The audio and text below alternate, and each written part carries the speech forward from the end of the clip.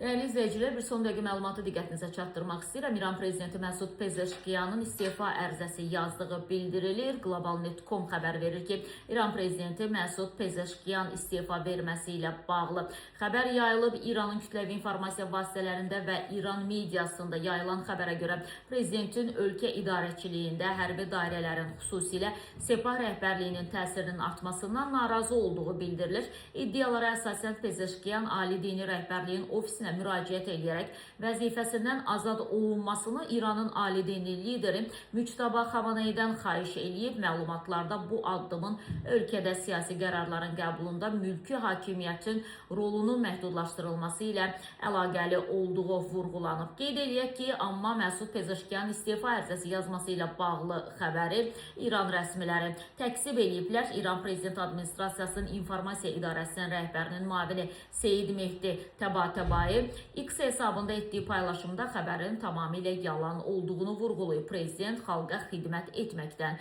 geri çəkilməyəcək söyləyib.